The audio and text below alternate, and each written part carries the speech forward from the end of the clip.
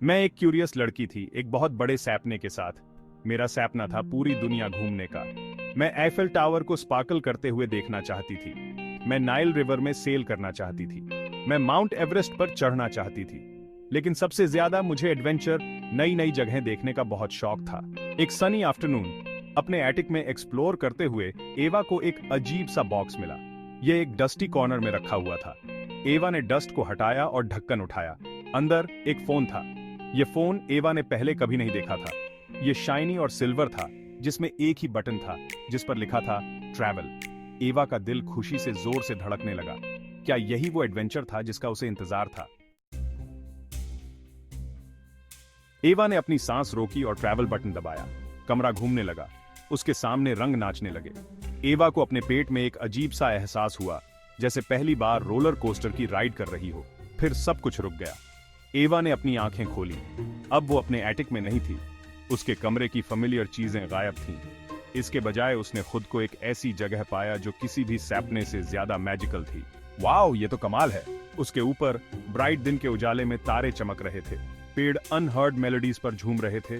उनके पत्ते gentle Chimes की तरह रस्टलिंग कर रहे थे। हर रंग के पंखों वाले लोग हवा में उड़ रहे थे, हंस रहे थे और एक दूसरे को आवाजें दे रहे थे। एवा कल्पनालॉक में पहुंची थी, एक ऐसी जगह जहां मैजिक उतना ही आम था जितनी धूप। हवा में एक जॉयफुल एनर्जी थी जो एवा को नाचने और गाने के लिए मजबूर कर रही थी। हर चीज स्पार्कल और शिमर कर रही थी, वंडर से भरी हुई। जैसे ही एवा ने एक कदम आगे बढ़ाया, एक छोटी सी आवाज ने उसे चौंका दिया। अरे नमस्ते, तुम यहाँ नहीं हो? एक जायंट ग्लोइंग मशरूम के पीछे से झांक रहा था एक छोटा सा व्यक्ति जिसके पंख तितली से बड़े नहीं थे। उसकी त्वचा एमेथिस्ट्स की तरह शिमर कर रही थी और उसके बाल फायरफ्लाइज का क्राउन थे जो ऑन और ऑफ ब्लिंक कर रहे थे। मैं फ्लिकर हूं, कल्पनालॉक में आपका स्वागत है, वो जगह जहां सैपने उड़ान भरते हैं। तुम्हारा नाम क्या है? मैं एवा हूं। ये जगह तो कमाल की है, लेकिन दिन में तारे क्यों दिखाई दे रहे हैं? फ्लिकर का चेहरा उतर गया। उसकी ब्राइट स्माइल एक फ्राउन में बदल गई। अरे नहीं, देखो, हमारा मैजिक खत्म हो रहा है। एक शरारती जादूगर ने गलती से अपना मैजिक क्रिस्टल खो दिया है और अब सब कुछ उल्टा पुल्टा हो गया है। क्या मैं मदद करने के लिए कुछ कर सकती हूँ? फ्लिकर की आंखें सरप्राइज से बड़ी हो गईं। तुम मदद करोगी? वह स्क्वीक। उसकी आवाज में उम्मीद एक नई जली हुई मोमबत्ती की तरह फ्लिकर कर रही थी। क्रिस्टल विस्परिंग वुड्स में कहीं खो गया है। यह एक डेंजरस जर्नी है, लेकिन अगर तुम इसे ढूंढ सकती हो तो तुम जादूगर की पावर को रिस्टोर कर सकती हो और कल्पनालॉक के मैजिक को वापस ला सकती हो। बिना एक पल भी गवाए एवा ने अपने कंधे सीधे किए और घोषणा की, मैं एक एडवेंचर के लिए तैयार हूं। रास्ता दिखाओ फ्लिकर। और इस तरह एवा का खोए हुए क्रिस्टल को खोजने और कल्पनालॉक को बचाने का क्वेस्ट शुरू हुआ। फ्लिकर, एक्साइटमेंट से बजिंग, एवा को मैजिकल टाउन के किनारे की ओर ले गया। उनके आगे विस्परिंग वुड्स था, डैपल्ड सनलाइट और एंशिएंट ट्रीज की एक जगह जहां चेहरे ऐसे लगते थे जैसे उनकी हर हरकत पर नजर रख रहे हों। विस्परिंग वुड्स अपने नाम पर खरा उतरा। यह एक ऐसा स्थान था जहां हर पेड़, हर पत्ता और हर शाखा एक कहानी कहती थी।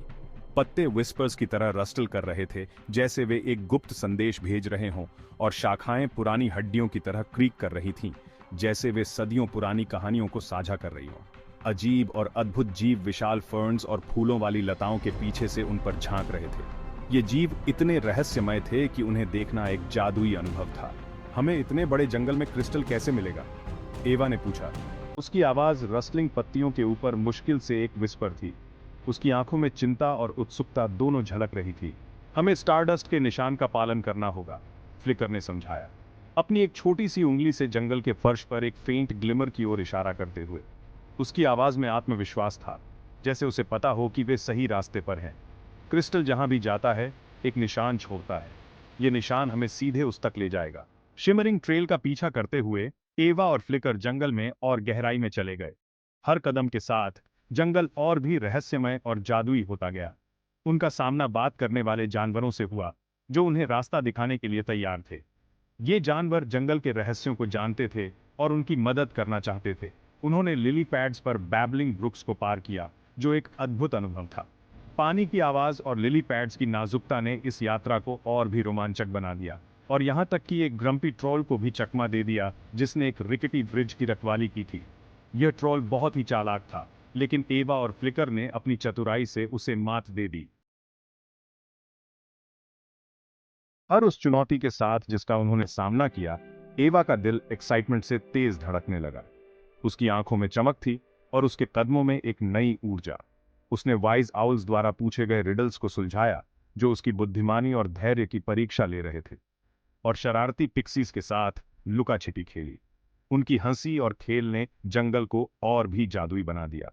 जंगल मैजिक से जीवंत था। हर कोने में एक नई कहानी छुपी हुई थी, भले ही वह लुप्त हो रहा था।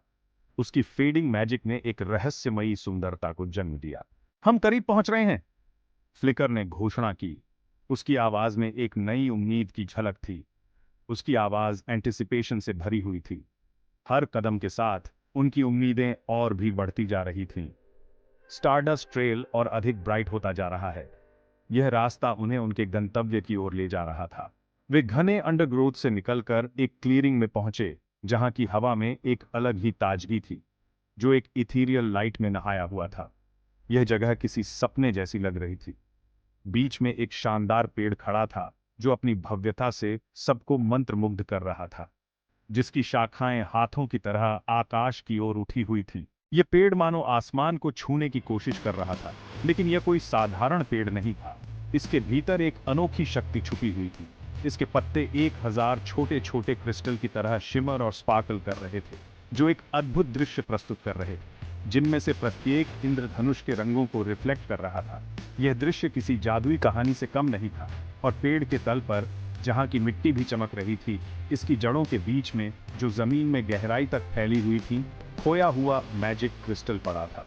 यह क्रिस्टल ही उनकी यात्रा का असली मकसद था। लेकिन जैसे ही एवा ने क्रिस्टल तक पहुंचने के लिए हाथ बढ़ाया, उनके नीचे की जमीन हिल गई। किसने क्रिस्टल ट्री को डिस्टर्ब करने की हिम्मत की? पृथ्वी 2 भागों में विभाजित हो गई, जिससे एक सीढ़ी दिखाई दी जो अंधेरे में उतरती थी। फ्लिकर उसके बगल में कांप रहा था। हमें वहां नीचे जाना होगा, है ना? एवा ने पूछा। उसकी आवाज में डर और दृढ़ संकल्प का मिश्रण था। फ्लिकर ने सिर हिलाया। उसके जुगनू बाल घबराहट से झपक रहे थे। केव ऑफ इकोज, किंवदंती कहती है कि यह आपके सबसे बड़े डर को दर्शाता है। एक गहरी सांस लेते हुए एवा अंधेरे में उतर गई। उसका हाथ फ्लिकर के चारों ओर कसकर जकड़ा हुआ था। गुफा अंधेरी और नम थी। उसकी दीवारों पर काई जमी हुई थी, जिसमें पानी टपकने की आवाज गूंज रही थी। हर बूंद की आवाज एक अजीब सी खामोशी को तोड़ रही थी। जैसे ही एवा ने एक कदम आगे बढ़ाया, उसके दिल की धड़कन तेज हो गई। उसका डर उसके चारों ओर गूंज उठा। उसकी सांसें भारी हो गईं, जिससे राक्षसी आकृतियां बन गईं। ये आकृतियां उसकी कल्पना से भी भयानक थीं, लेकिन एवा को कल्पनालोक के लुप्त होते जादू की याद आ गई। वह जादू जो कभी उसकी दुनिया को रोशन करता था, उसे टिमटिमाते सितारों और गाने वाले पेड़ों की याद आ गई। वह जादू जो हर किसी के चेहरे पर मुस्कान लाता था, और वह जानती थी कि उसे बहादुर बनना होगा। अपनी आंखें बंद करके उसने अपने अंदर की शक्ति को महसूस किया। एवा ने एक गहरी सांस ली और आगे बढ़ती रही। उसका आत्मविश्वास हर कदम के साथ बढ़ता गया। उसका डर हर कदम के साथ दूर होता गया। अंत में उसने अपने डर को पूरी तरह से काबू कर लिया। वे गुफा के बीच में एक कक्ष में पहुंचे। यह कक्ष रहस्यमयी और प्राचीन था, और वहां पत्थर के सिंहासन पर बैठा हुआ था जादूगर। उसकी आंखों में थकान और निराशा थी। वह थका हुआ और हारा हुआ लग रहा था, जैसे उसने अपनी सारी उम्मीदें खो दी हों। उसका जादू की छड़ी उसके पैरों पर टूटी हुई पड़ी थी। ये छड़ी कभी उसकी सबसे बड़ी ताकत थी। एवा सावधानी से उसके पास पहुंची। उसके दिल में एक नई उम्मीद थी, और क्रिस्टल को पकड़ा दिया। यह क्रिस्टल कल्पनालोक का आखिरी बचा हुआ जादू था। हमें यह मिल गया। यह हमारी आखिरी उम्मीद थी। हम इसे वापस ले आए। अब सब कुछ ठीक हो जाएगा। जैसे ही जादूगर ने क्रिस्टल को छुआ, एक चमकदार रोशनी फैल गई। गुफा में ऊर्जा की एक लहर दौड़ गई। यह ऊर्जा इतनी शक्तिशाली थी कि हर कोने में फैल गई। अंधेरे में प्रकाश फैल गया, और गुफा की दीवारें चमकने लगीं, और सुरंगों में हंसी की गूंज गूंज उठी। यह हंसी खुशी और जादू की वापसी का संकेत थी। कल्पनालोक का जादू वापस आ गया था। अब सब कुछ पहले जैसा हो गया था, और जादू फिर से जीवित हो गया था। तारे रात के आकाश में अपने सही स्थान पर लौट आए, और पेड़ एक बार फिर अपनी साइलेंट मेलोडीज पर झूमने लगे। जादूगर ने अपने जादू को बहाल करते हुए एवा और फ्लिकर को उनकी बहादुरी के लिए धन्यवाद दिया। तुम कल्पनालोक की सच्ची दोस्त हो। इनाम के तौर पर जब तक चाहो यहाँ रुकने के लिए स्वागत है। एवा का दिल उछल पड़ा। उसे सबसे अनपेक्षित जगह पर एडवेंचर मिल गया था। उसने नए दोस्त बनाए थे और बहादुरी का सही अर्थ सीखा था। मुझे लगता है कि मैं थोड़ी देर रुकूंगी, उसने कहा। उसके चेहरे पर एक विस्तृत मुस्कान फैल गई। और इसलिए एवा ने कल्पनालॉक में कई खुशहाल दिन बिताए। उसने फ्लिकर के साथ उड़ना सीखा, अन्य पंखों वाले निवासियों के साथ आकाश में उड़ान भरी और कल्पनालॉक के जादुई परिदृश्य में छिपे हुए नए और अद्भुत रहस्यों की खोज की। लेकिन आखिरकार एवा के घर लौटने का समय आ गया। भारी मन से उसने फ्लिकर को अलविदा कहा और जल्द ही फिर से मिलने का वादा किया। अपने जादुई फोन पर ट्रैवल बटन दबाते ही उसने खुद को वापस अपने एटिक में पाया, जो फेमिलियर साइट्स और साउंड से घिरा हुआ था। उसकी खिड़की के बाहर की दुनिया अब थोड़ी कम ऑर्डिनरी लग रही थी। एवा जानती थी कि सबसे ऑर्डिनरी जगहों पर भी मैजिक पाया जा सकता है, यदि आप जानते हैं कि कहां देखना है। और वह कल्पनालॉक की यादों को अपने साथ ले गई, एक रिमाइंडर के रूप में कि सबसे छोटी आवाज भी फर्क ला